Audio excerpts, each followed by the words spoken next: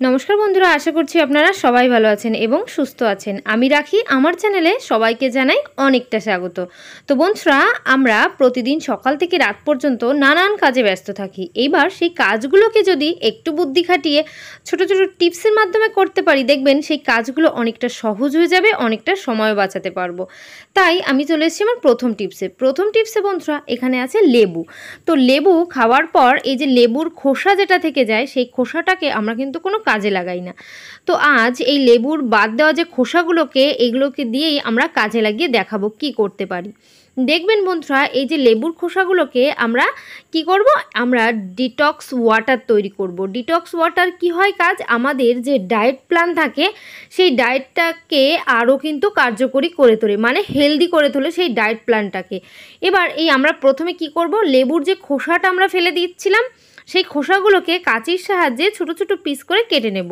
এবার এই যে ছোট পিস করে কেটে নিচ্ছি, কেটে নেওয়ার পর লেবুর খোসাগুলোকে আমরা একটা বাটির মধ্যে নিয়ে নিলাম। নিয়ে আমরা কি করব, এই লেবুর খোসাকে আমরা যে কোনো একটা জলের বোতলের মধ্যে অথবা 1 গ্লাস জলের মধ্যে এটাকে ভিজিয়ে রাখবো। প্রথমে লেবুটাকে কিন্তু বেশ ভালো করে ধুয়ে তারপরেই কাটতে হবে। ধোয়া সেই লেবুর খোসাগুলোকে জলের মধ্যে এইভাবে আমরা যদি ওভারনাইট ভিজিয়ে রাখি, নেক্সট মর্নিংয়ে এই জলটা যদি খেতে পারি, তাহলে আমাদের হেলথের পক্ষে কিন্তু অনেকটাই উপকার হবে। কারণ এই জলটা কিন্তু ডিটক্স ওয়াটারে পরিণত হচ্ছে। ডিটক্স ওয়াটার আমাদের হেলথের জন্য কতটা উপকারী আমরা সবাই জানি। তাই বন্ধুরা, এটা যদি সকালের দিকে ভেজান, তাহলে 5-6 ঘন্টা ভিজিয়ে তারপর এই জলটাকে খেয়ে নেবেন। তাহলে দেখবেন আপনাদের হেলথের অনেকটা উপকার হচ্ছে।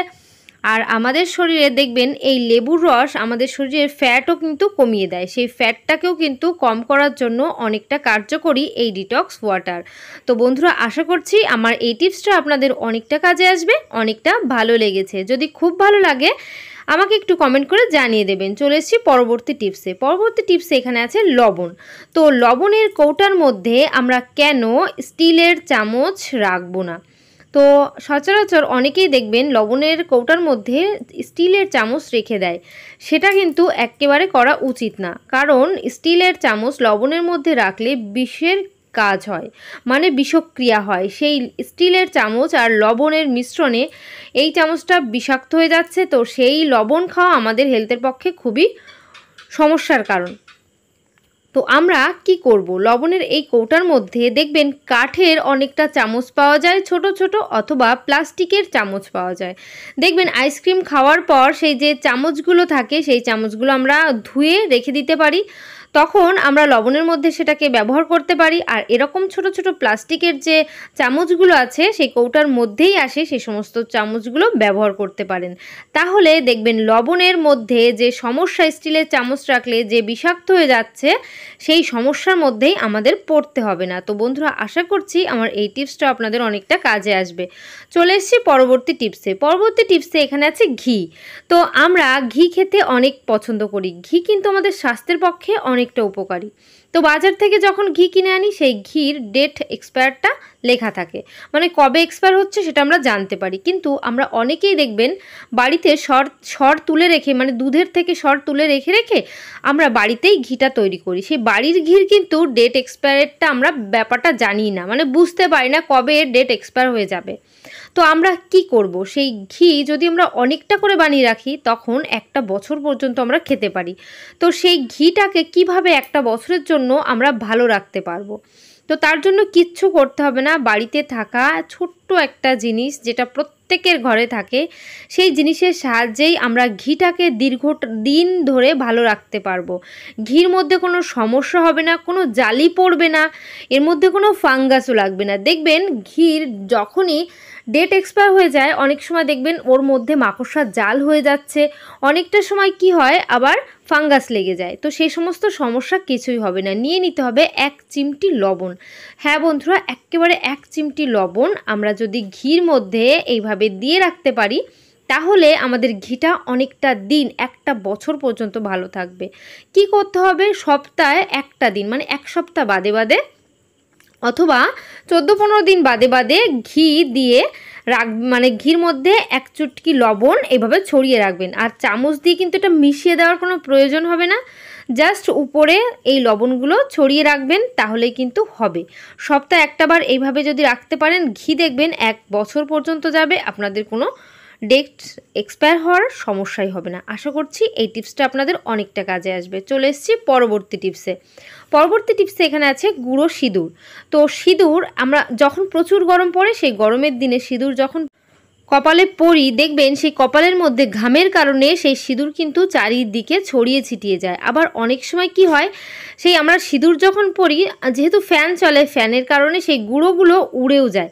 তো উড়ে গেলে কি হয়, যে সমস্যাটা হয় আমি দেখিয়ে দিচ্ছি। আমরা এইভাবে যখনই সিঁদুরটা পরছি, সিঁদুরটা পরার সঙ্গে সঙ্গে সেই হাওয়ার কারণে সিঁদুরগুলো উড়ে যাচ্ছে। তো দেখতেই পাচ্ছেন বন্ধুরা কিভাবে উড়ে যাচ্ছে। আর আমরা যদিও বা এটাকে সিঁদুর পরে ফেলি, সেই ঘামের কারণে কিন্তু মুখের চারিদিকে সেই সিঁদুর লেগে যাচ্ছে। তো সেই সমস্যার মধ্যে যদি না পড়তে হয়, কি করবেন? তার জন্য ছোট্ট একটা কাজ করে নিতে পারেন। শীতিতে সিঁদুর পরলে সেই সিঁদুরটা ঘামের কারণে গলবেও না, চারিদিকে ছড়িয়ে যাবে না, আর হাওয়ার কারণে উড়েও যাবে না গুঁড়ো সিঁদুর। তার জন্য আমাদের প্রত্যেকের বাড়িতে দেখবেন থাকে ভেসলিন। তো সেই ভেসলিনের সাহায্যেই আমরা এই সমস্যা থেকে সমাধান পেয়ে যাব। তো সামান্য একটু ভেসলিন আঙুলে করে আমরা নিয়ে নেব। এবার আঙুলে করে একেবারে সামান্য ভেসলিন নিয়ে আমরা যদি সিঁথিতে এইভাবে এই ভেসলিনটা দিয়ে দিই, এবার সেই তার উপরে সিঁদুরটা আমরা পরি, তাহলে কিন্তু ঘামের কারণে চারিদিকে এটা ছড়িয়ে ছিটিয়ে যাবে না, আর হাওয়ার কারণে উড়েও যাবে না। এইভাবে আমাদের সিঁথির মধ্যে কিন্তু সেট হয়ে থাকবে। তো বন্ধুরা, আশা করছি আমার এই ছোট্ট টিপসটা আপনাদের অনেকটা কাজে আসবে, অনেকটা ভালো লেগেছে। যদি খুব ভালো লাগে, বন্ধুদের সবার সঙ্গে শেয়ার করতে কিন্তু একদমই ভুলবেন না, এবং পরিবারের সবার সঙ্গেও শেয়ার করতে একদম ভুলবেন না। তো আমি চলে এলাম আমার পরবর্তী টিপসে। তো বন্ধুরা, এখানে আছে স্টিলের বাটি, স্টিলের গ্লাস। অনেক সময় দেখবেন ফ্রিজে আমরা যেখানে বরফটা জমাই, অনেক সময় সেই বরফগুলো থাকে না, মানে আইস কিউবগুলো মানে ফুরিয়ে যায়। দেখা গেলো আমাদের প্রয়োজন মতো আইস কিউবগুলো পাচ্ছি না, তখন সাধারণত আমরা কী করি, স্টিলের বাটিতে গ্লাসে জল দিয়ে ডিপ ফ্রিজে রেখে দিই। কিন্তু এইভাবে রাখলে কী হয় দেখবেন, এই নিচের দিকটা না বরফ সেট হয়ে যায়। তখন আমরা যতই টানি না কেন, সেই গ্লাস হোক বাটিটা হোক, কোনোভাবেই আসতে চায় না, অনেকটা প্রবলেমের মধ্যে আমাদের পড়তে হয়। তো আমরা কিভাবে সেই প্রবলেম থেকে রেহাই পাবো? তো আমরা সামান্য একটু সর্ষের তেল এইভাবে বাটির নিচে, গ্লাসের নিচে, যে পাত্রে আমরা বরফ জমাতে চাচ্ছি সেই পাত্রের নিচেই এইভাবে যদি একটু সর্ষের তেল দিয়ে লাগিয়ে দিতে পারি সর্ষের তেলটা, তাহলে দেখবেন আমাদের সেই বাটি অথবা গ্লাসের মধ্যে যে জলটা আমরা জমাচ্ছি, মানে বরফ করার জন্য, এরপরে যখন বরফ তৈরি হয়ে যাবে, এই বাটি অথবা গ্লাসটাকে ডিপ ফ্রিজ থেকে বের করা একদম কোনো সমস্যা হবে না। কারণ সমস্যা তখনই হয়, যেহেতু স্টিলের পাত্র, এর মধ্যে বরফ জমে গেলে নিচের দিকটাও কিন্তু বরফটা জমে যায়, ডিপ ফ্রিজের মধ্যে সেট হয়ে যায়। তো সেটা টেনে আনতে গেলে অনেক সময় ফ্রিজের মধ্যে নষ্ট হয়ে যাওয়ার একটা সম্ভাবনা থেকে যায়। তাই সেই সমস্ত কোনো সমস্যা হবে না, শুধুমাত্র সর্ষের তেলের কামাল এটা। সর্ষের তেল যেখানে দেবেন সেই জায়গাটায় কিন্তু একেবারে বরফ জমবে না। তো বন্ধুরা, আশা করছি আমার এই টিপসটা আপনাদের অনেকটা কাজে আসবে, অনেকটা ভালো লেগেছে। তো আজকের ভিডিও আমি কিন্তু এখানেই শেষ করছি। সবাই ভালো থাকবেন, সুস্থ থাকবেন। তো বাই, টাটা, আবার নেক্সট ভিডিওয়ে দেখা হবে।